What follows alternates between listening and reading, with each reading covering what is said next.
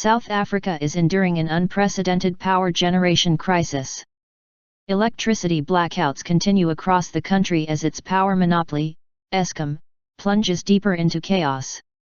Eskom acknowledges it failed to maintain important infrastructure for the past 20 years. As winter begins to bite, South Africa is bracing for widespread electricity outages, and demand for alternative sources of energy is spiking. A diesel-driven generator powers a restaurant in Johannesburg. For the third day in a row, large parts of the city have no electricity. The restaurant owner, Heidi Welman, spends hundreds of dollars a month on her generator to keep her business open. "It's a real big pain in the butt," she said. Like millions of South Africans, Welman is angry at the Eskom Power Company's inability to keep the lights on. "Then the biggest thing for me is, how can the CEO earn 22.8 million rands a year but they don't have money to fix their own expletive bleeped out," she said. Crosby Menzies started Sunfire Solutions, a solar energy company, in his backyard in a Johannesburg suburb 10 years ago. At a time, he said, when a power generation crisis in South Africa was unimaginable. The country had what was then regarded as one of the best-run electricity systems in the developing world. Menzies said until recently harvesting power from the sun was regarded as the domain of lunatic greenies. "We were very much viewed as strange people. We in fact had business analysts say that it was virtually impossible to run a company doing solar cooking in particular," he recalled. "Solar cooking.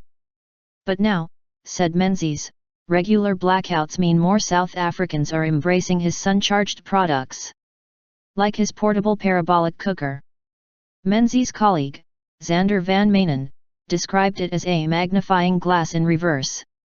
"It has the bent lens, which is now actually a parabolic dish, which just concentrates the sunlight, concentrates it into a spot normally around 700 mm, Van Manen explained. "The cooker looks like a big, shiny TV satellite dish.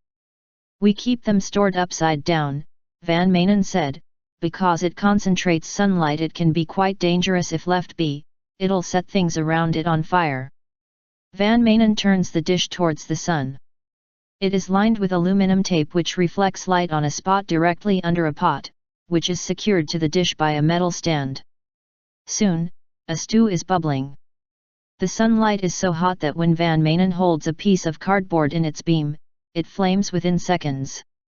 Menzies said 20 minutes of sunshine is more than enough for the solar dish to cook the average meal.